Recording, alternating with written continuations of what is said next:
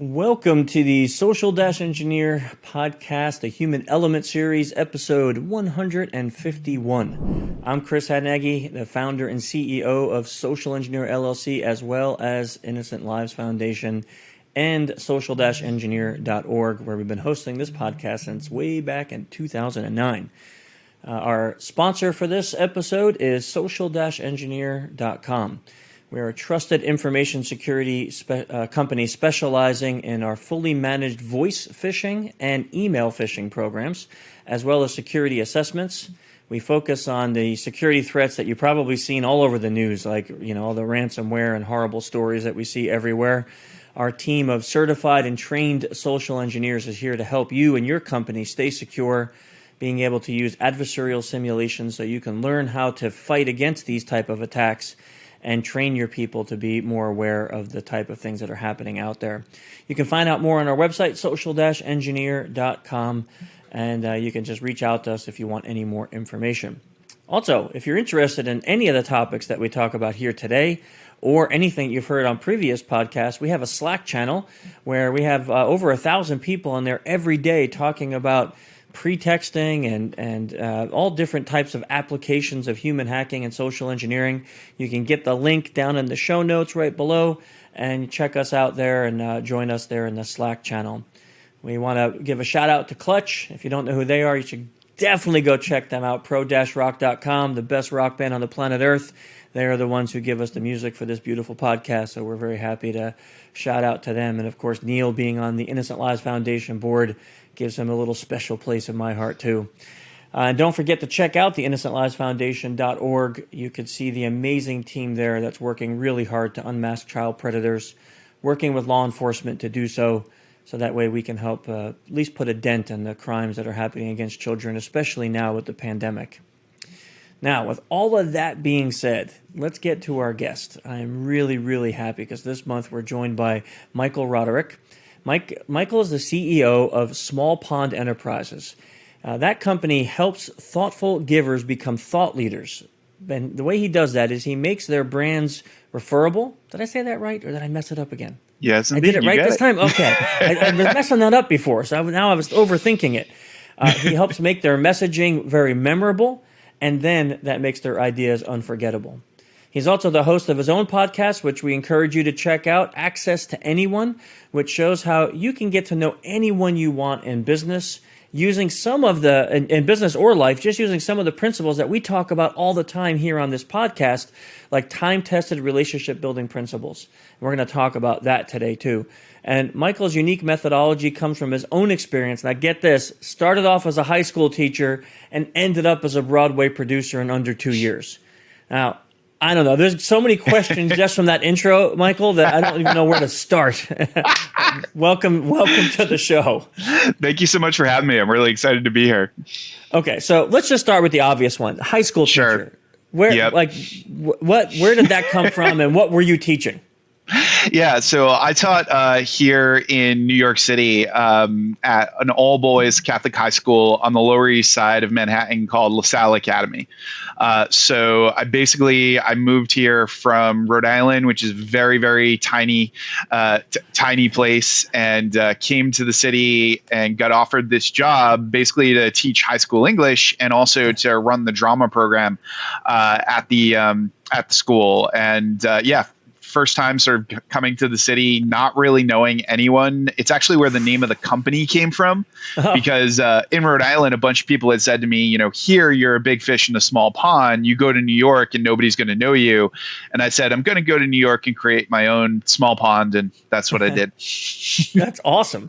So, okay. Thanks. So now you're teaching at this all boys school in New York City, which, I'm also from New York, so I do understand that mentality. It's like, you really do the first time you go there, if you're not from there, it could be a little daunting, right?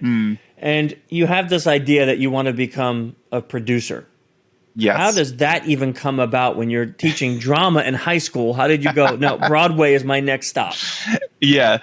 So, I mean, I'd always been interested in theater, and I was a double major in college. So I'd always been interested in doing something theatrical. But when I got to the city, I started to notice that there were just all of these smaller theater companies that basically fall into the 99 seat and under range, right? Where basically there's tons and tons of companies. But one of the things that I also noticed was that none of them actually talked to each other. So they were all kind of doing their shows and sort of putting their stuff out there. So I started basically hosting these events where I would put theater companies together and then invite actors, writers, directors, and say like, hey, we're all in the back room of this restaurant.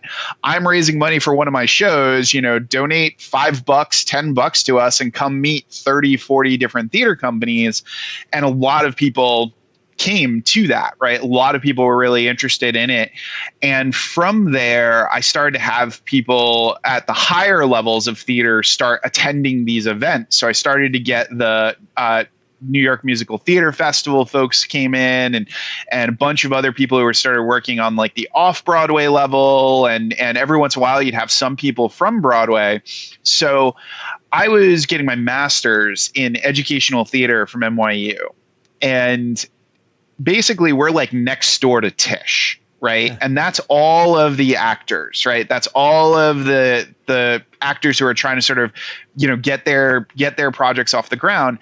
And one of the things that I had learned was that all of these actors wanted to act, but they didn't want to produce. They had no interest in the logistical side of things. And I actually really enjoyed that.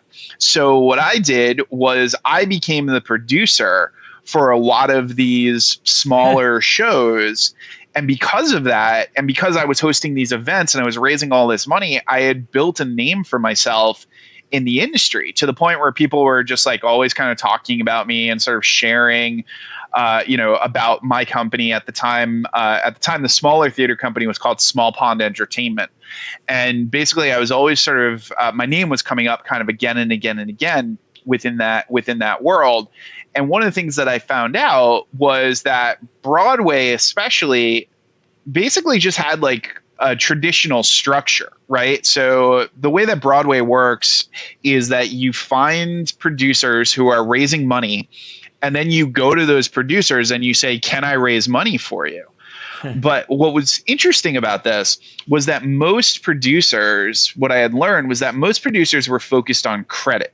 So a lot of the time, an early stage producer would go to a more later stage producer and say, hey, listen, I'll raise $50,000 for you, $100,000 for you, if you put my name on this project, right? Or if you give me kind of a cut or whatever the scenario was. So I was interning at the time with another Broadway producer, and I had kind of learned a little bit about this process and sort of how all of this works.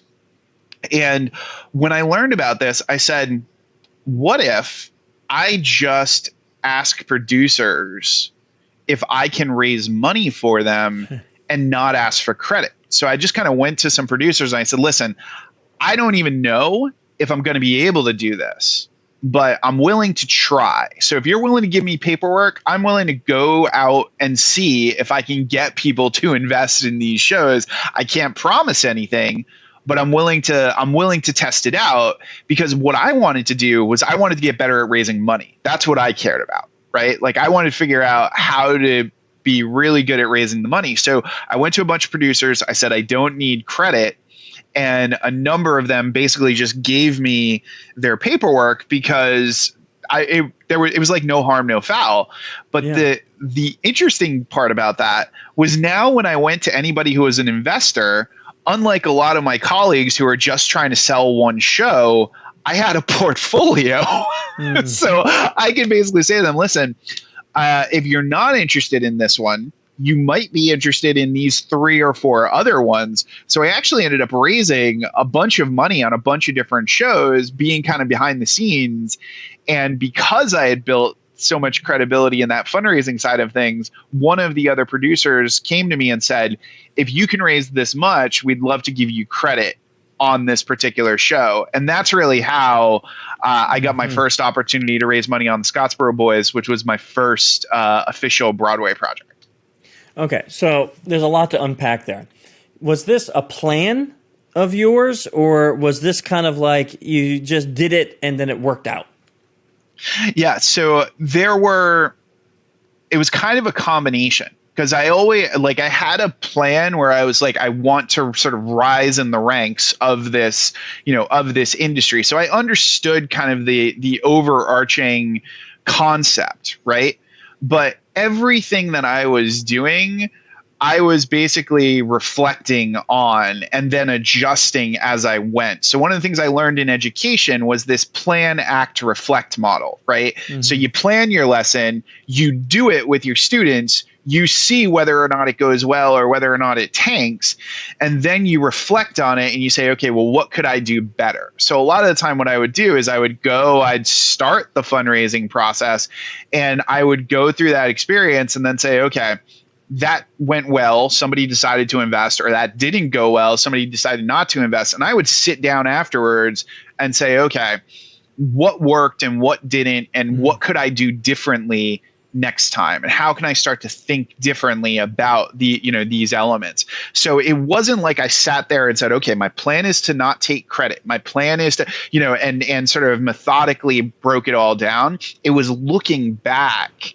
at that process and sort of the iteration, the different iterations of the way that I was working, where I started to notice that there were a lot of patterns. And that's a big thing in my life, is that patterns are always the precursor to frameworks. So when I notice a pattern in something and I see it happening over and over and over again, I start to say, okay, is there a framework that I could build around this idea to help people understand this particular concept or this particular way of doing things?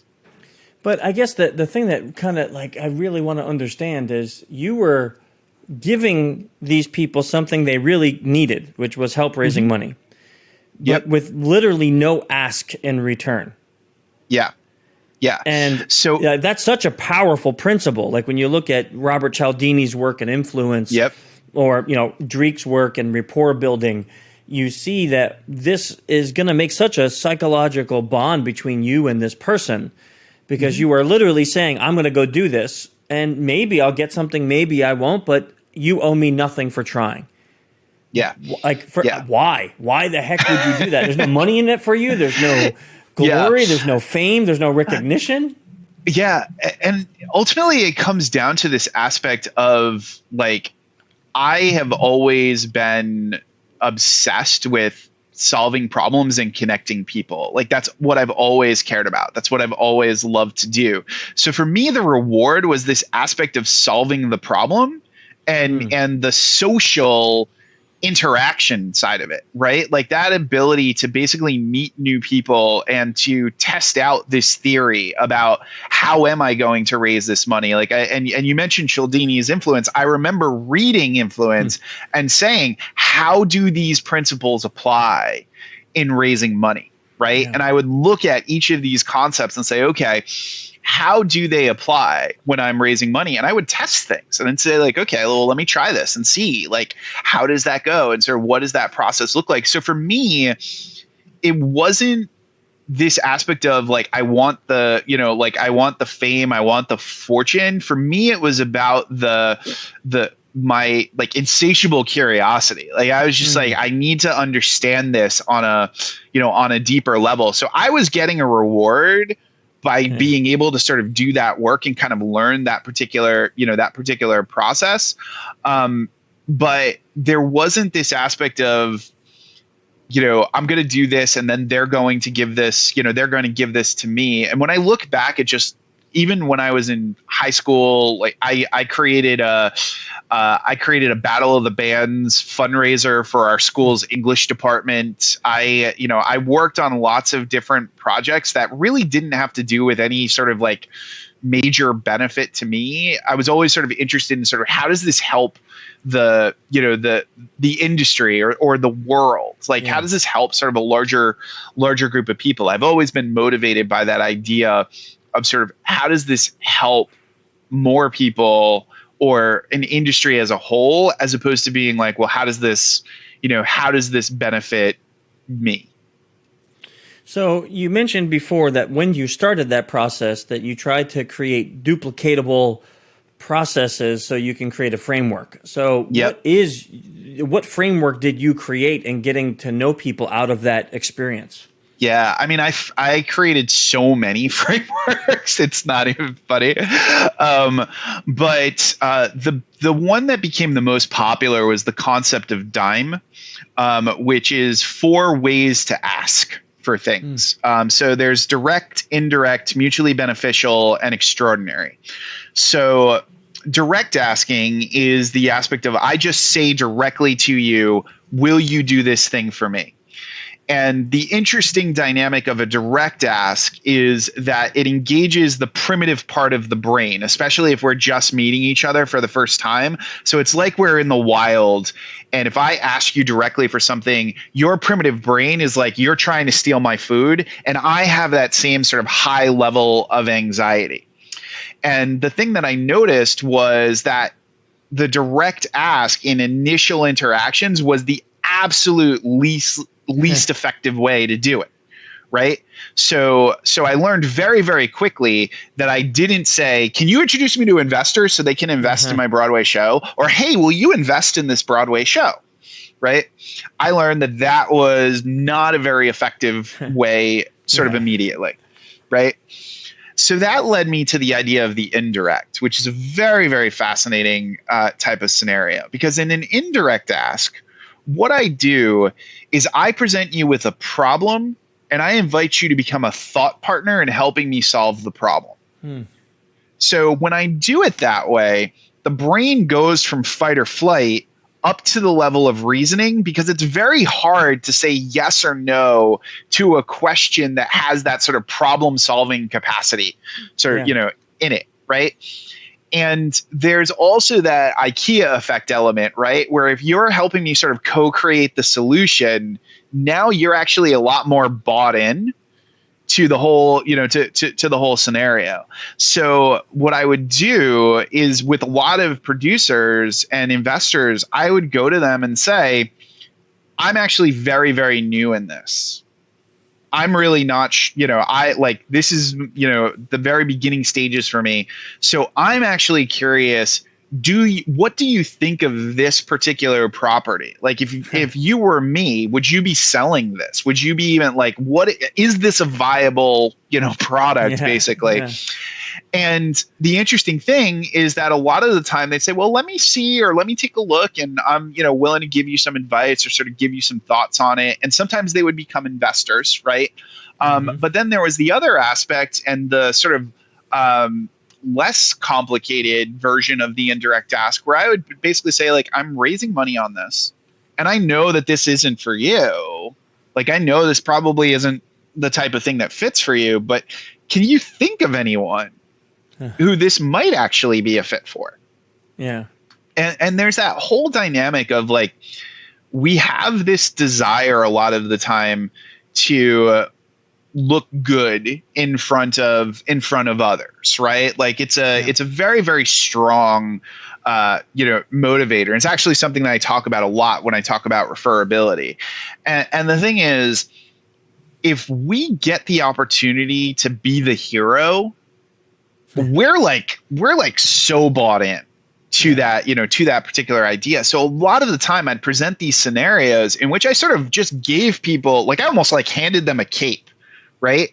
Where I'm like, oh, by the way, I can't possibly find investors. I'm not really sure what to do here. Do you know anybody? Do you have anybody who can help? And they're like, yes, I can. And, off to the races kind of scenario. That's fascinating because in our world, so in the human side of security, we find it to be the same exact thing that you just said. The reason I was smiling so much as you were saying that, I'm thinking to myself, yeah, if you walk up to a security guard and you're just very direct, no matter how good your pretext is, there's more of a chance he's going to be like, whoa, hey, now, like, I don't like that. But if you're like, look, I got this problem, I'm already late of an hour for my appointment and I got to do this whole building, like, what's the quickest way to get this done? He now goes into problem solving mode to help me fix my problem as opposed to thinking if he should stop me or not. Yep. I never put a name to it, like I love the dime thing. So you have direct and indirect. Now, what are the other two and how well do they work? Yeah, so the M is for mutually beneficial, and mutually beneficial works really, really well, especially if you're able to spend a lot of time thinking about how the other party is going to benefit, right? Because in a mutually beneficial, you actually do the research to figure out the benefit to the other party and you paint the picture for them. Right. So the reason why a lot of mutually beneficial asks don't really work or feel transactional is because the person who's doing sort of that more transactional thing, they're not taking any time to really understand you. Right. Yeah. They're basically just like, hey, can I give you this trade? I'll do this thing for you and you do this thing for me. Right. So a perfect example would be, hey, would you like to sponsor my conference? It's going to be about $500. Right. And it can feel very direct. Right. But it's basically like when we hear sponsorship, we're like, okay, well, that's kind of like I'm going to get an opportunity to sort of show off my stuff in front of an audience. Right now, if you flip that and you said, hey, I know that you told me that your firm does really, really well with like early stage entrepreneurs. And I know that you had mentioned in the past that if an early stage entrepreneur decides to engage with your firm, the lifetime value could be anywhere between 5 to 10,000. So we're going to do a conference and it's actually focused on early stage entrepreneurs. It is entirely focused on that audience. There actually won't be anybody else except for your target market there. And the thing is, we are thinking about this. We don't want to do sort of a traditional sponsorship model because we think it doesn't work. So what we were planning to do is for the person who decides to be a sponsor, we're going to put you on a panel. We're going to give you the opportunity to basically show your expertise in front of that audience. And we're going to give them an opt-in opportunity to connect with you where they have to opt in to be mailed by you or contacted to you so that these are very, very warm leads. And then we'll give you that list. We'll give you the opportunity to have a conversation with them. Oh, and 5 of your people can come to the conference, which is a $500 ticket for free. As well. And you're, of course, welcome to come for free as well. Now, the cost of the sponsorship is $5,000. What have I done? Yeah, I mean, I'm listening to it and saying, holy mackerel, I want to sponsor this conference if you have it. Yep. Okay, so there's a couple questions I have there. Yeah. I love the idea that because we talk a lot about this too, is that this mutually beneficial means that you really have to not be thinking about yourself. Yep. Like you really, like, it can't be hidden agenda somewhere. I can't be going in here. And I love the sponsorship example because where it's easy to fool yourself saying, but I am doing something good for you because you sponsor my event and you get promotion. But the ask is all about me. Hey, give me $500, give me $5,000 to sponsor this event. And that's all about me. There's nothing about you there. Flipping the script, the question I have is, what methods do you use to find out that detail that you, like in your scenario, to know that company is purely interested in those entrepreneurs? How do you know that if that's not something they're just putting on their website? Yeah, so a lot of the time it's that you ideally have had a conversation with whoever you are approaching before you approach them, right? So like the position that you will have the least amount of power is if you are going to somebody needing something without any sort of prior interaction, right? And it doesn't matter what the offer is that you have. If they don't feel like they've known you already, you're already kind of behind the eight ball, right? Yeah. In that particular scenario. So it's that aspect of you've taken the time to meet them. You've taken the time to sort of understand who these people are before you come with the ask. Now, the thing is, you may have instances where you want to have a conversation with somebody and you haven't met them yet and you want to figure out a way to, do something together. Well, you do whatever research you can and you approach them with that research. And that could be something as simple as maybe you really want to interview somebody. So rather than looking at whatever their sort of most common thing is, right? So let's say you want to interview James Cameron, right? And you're like, I really, really want to interview him. And you go to him and you email him and you say like, hey, I'd love to talk about, Avatar and your other movies. And I think it would be really cool. And, all this other stuff, right? Versus, so I am obsessed with Piranha. And I can see elements of how all of your other films basically came from your vision for Piranha. And I'd love to do an interview with you to talk about that. Huh. What happens? Yeah, I mean, that right? to me, that's such a eclectic point about him too, that assuming it's true, if I were James and I were to read that, I would be like, oh, this guy actually knows me.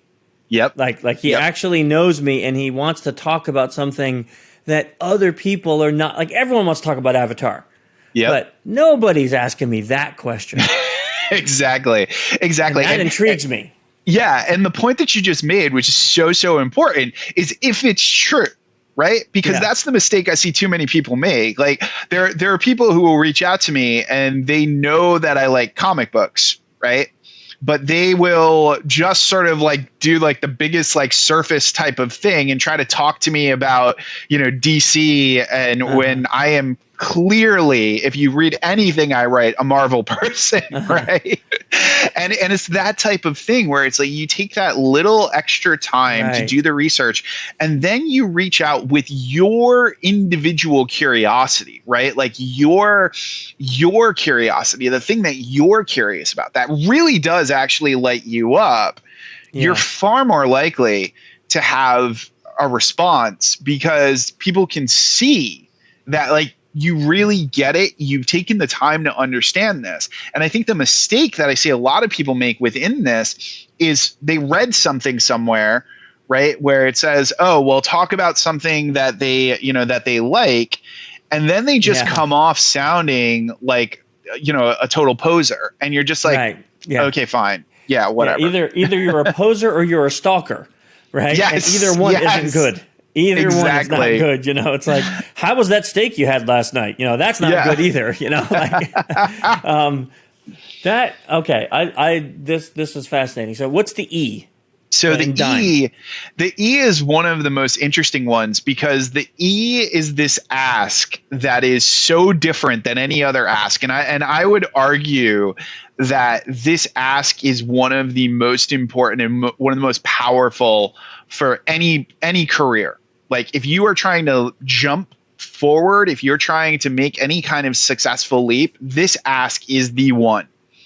And the reason why is because it is actually focused inward as opposed to outward. So the extraordinary ask is the ask you ask yourself of what you think is impossible. Where basically you confront all of your assumptions that you have stacked around the social interactions that you yourself are allowed to have. And what tends to happen most of the time is we will read something or see something or hear somebody doing an interview like this, and we will almost always say, that was so interesting. I really like that person. I would love to reach out to them, but they're probably so busy. They've probably got so many things going on that there's absolutely no way that they would respond to me. And what this does is it basically puts you in line with all of the other people who said the exact same thing. Yep. Yep. Right? Yep.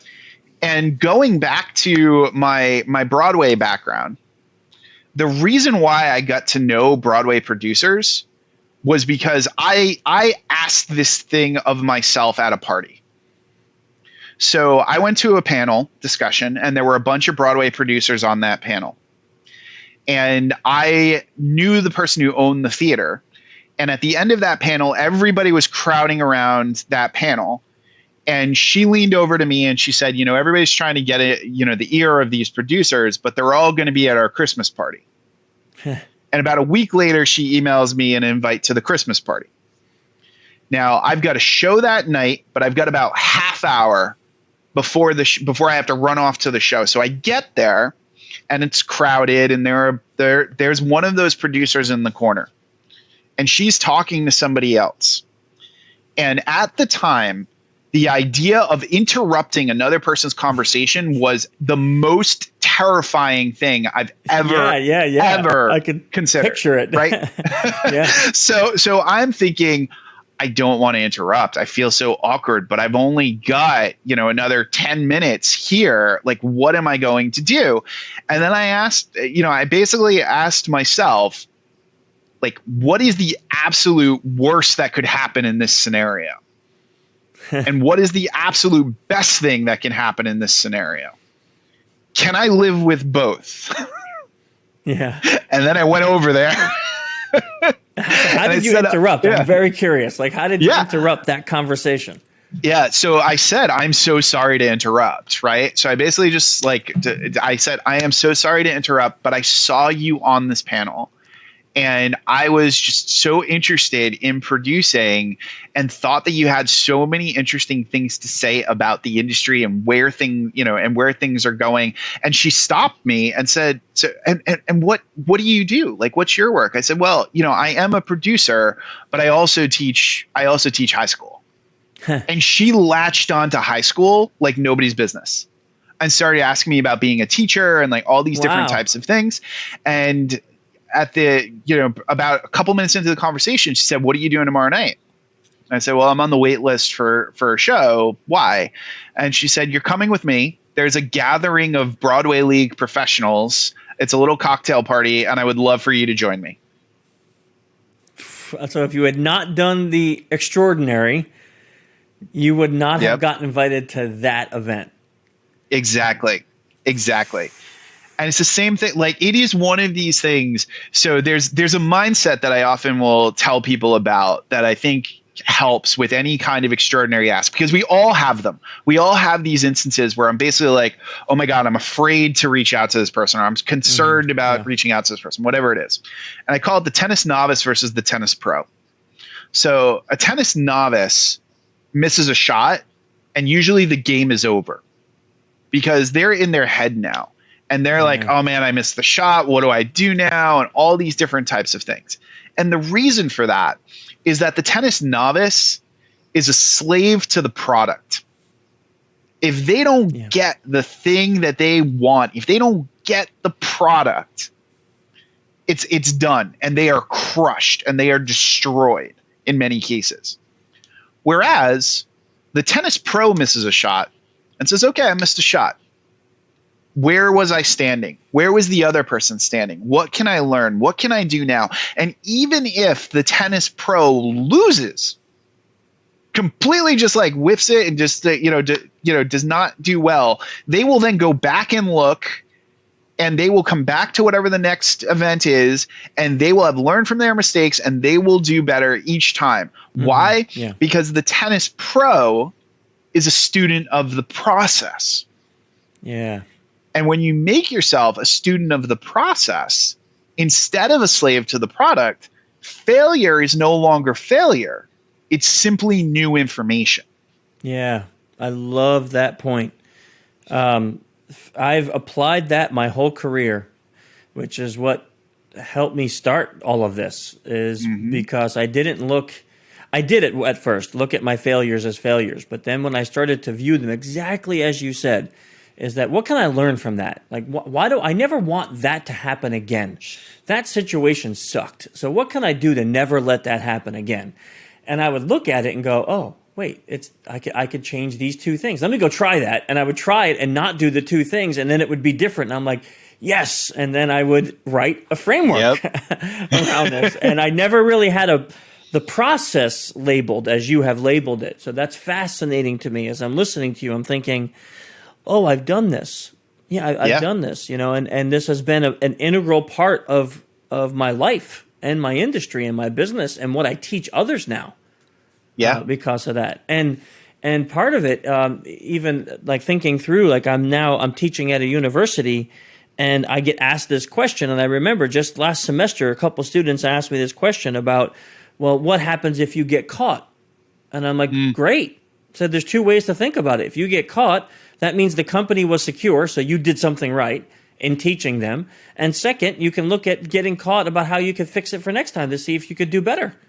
Yeah. And they were like, oh, wait, so you're not upset if you get caught? I'm like, no, getting caught should be a celebration. And it was like a whole mindset for them, because to them that was failure. Yeah. And I'm gonna steal some of your stuff. I mean, not steal it, but I'm gonna willingly use it and give you credit, because that is awesome. All of that. Thank you. Did you come up with Dime? Was this your concept? Yeah, this was your concept? Yep. That's a fascinating concept. Thanks. Yeah, because, like when you started talking about, have you ever heard of DISC communication profiling? Yes. Mm-hmm. Okay. So when you first started with the direct and indirect, I started thinking, oh, this is very much like communication profiling. Then as you moved on, it became clear that this was not about profiling. But I love the idea that the very last one is not about external. Yeah. But it's more about looking inside to figure out how you're going to move forward. That is... Okay. So I know we're coming up to the time. So let me just ask you one final question. Yeah, sure. How can let's say an average everyday person who hasn't been through the life experiences of you acquire these skills that they can use to cultivate a network? Yeah.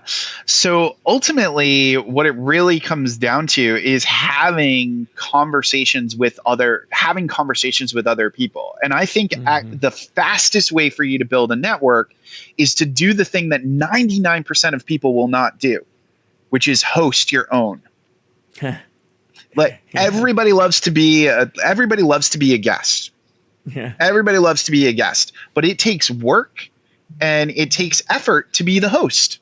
Yeah. So if you are feeling like you don't have a network, all you need to do literally right now is say, do I know at least 3 other people who would be willing to come for lunch with me and be willing to invite at least one of their friends? I love it. Oh, I love it.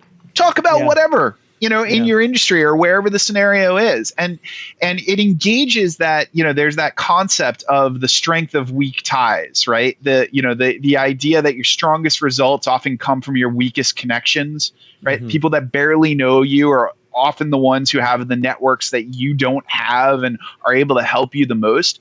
So when you host and you ask a friend to basically bring somebody that you don't know, well, now you are basically creating a collection of weak ties, which means you're opening up channels to multiple networks all in one shot. So you do a 2 or 3 hour dinner, that could lead to 15 to 20 to maybe even 30 new relationships literally from one dinner gathering. Yeah. I've in a different setting, and I'm making application as you talk. I've done this unknowingly for like the last 12 years on my podcast by inviting people on that I thought would be awesome to meet and learn from, and getting to know them and making the interview all about them. And then afterwards, usually somebody will say, hey, I have a friend that does this thing that fits your topic perfect. And I've had some of the most amazing psychologists, actors, movie stars, rock stars, Broadway producers, people on that are just like, what the heck, I never thought I'd even meet these people in my life. And I've had a chance to learn from them because of that. That's a interesting concept. So when you say, now not everyone can jump out and start a podcast. So you're saying just like invite someone to lunch. Exactly. So, just so say, hey, bring simple. a friend. Yep. Yep. It's a very easy start, right? Like the It very, is. very low bar, like low barrier to entry there. Yeah. But it can completely change everything because Yeah. there's so many instances. You get a group of people together, they can see the things that you can't. Right, we're all too close to our stuff. It's a Yeah. the metaphor that I often like to use is that our faces are pressed up against the TV screen when it comes to our lives and our business, and all we can see are colored pixels. So we need people on the outside to be able to tell us what's on TV, and most importantly, tell us whether or not we need to change the channel. Yeah. I love it. I love the idea because it is a low barrier for entry. I mean, everyone has a friend. You could say to one of your friends, hey, just invite somebody you think could be cool for me to meet. Let's go to lunch next Tuesday. Bam. It's one thing. And then you hit it off with that person. You do the same thing over and over. It's a phenomenal idea. Yeah, wonderful. Thanks. Michael, if people want to know more about your work, about your frameworks, where can they go to find out? Sure. So they can go to smallpondenterprises.com, which is the website. And I also have, if they're interested in referability and they want to look at how referable their ideas are, I have myreferabilityrater.com. And you can go there and just find out sort of exactly how referable your business is. You get a score, all that fun stuff. That's cool. So what, you just answer a bunch of questions about the business, or? Yep, That exactly. is really cool. Yeah. I Thank love you. that. Little tools like that, people love those things, especially on our podcast, because it gets their mind moving. Yeah, it get them thinking. Yeah. Okay, so a couple questions we ask everybody that comes on the podcast. Yeah. First, who would you consider to be your greatest mentor in life? Somebody that just helped you through everything. Wow. I mean, whether they know it or not. Yeah, I know. There's been so many. You sort of go through this whole sort of process, but I would say my friend Jeff Madoff. And Jeff teaches a class at Parsons about creative careers. So he's had all of these fascinating artists and creatives in his class, and I've sat in on his class numerous times. He wrote a book about these like creative careers, and I've learned so much from not only the interviews that he's done, but also just like sitting in any conversation with Jeff. I feel like I need to block out 2 or 3 hours because we just kind of go, forever. So he's the one who sort of immediately comes to mind when I think of that. That's awesome. Yeah, that's great. Thank you for that. Yeah. Talking of which, we most of our listeners are avid readers. We've been collecting book recommendations for 12 years now. It doesn't have to be about the topics we talked about. Just, do you have a book or two that you loved, that you think is awesome, that you would want people to read? Yeah, I really loved this book, Your Brain at Work by David Rock, where he breaks down what's actually happening physiologically in the brain when we're doing work, and he uses a theater metaphor to do so. So obviously I really enjoy I really enjoy that. But yeah, that's one that I always go back to.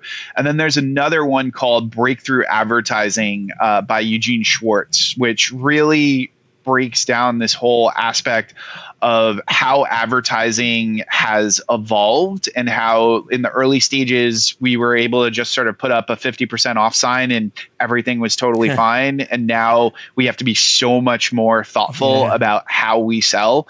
It's a fascinating read. Both of those I haven't read, so I love getting book recommendations that aren't on my list yet, because that means I have more content. And the one about the brain sounds awesome. I'm big into that. But that one about advertising is interesting to me. Recently, we've been having a lot of discussions about marketing here in my company because competition has picked up. And you're like, okay, how do you separate yourself? When the average guy or gal doesn't even know what social engineering services are, how do you make yourself different from everybody else? Yeah. So that sounds like a really interesting topic for anyone thinking about that.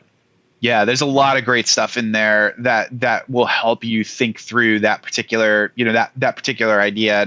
I'm a very firm believer in there is no competition, there's only specialization. And people just sort of gravitate towards us because of how deeply we specialize and how much we sort of craft that message. So there's a lot of really good stuff in that book that helps you think through those things for your market.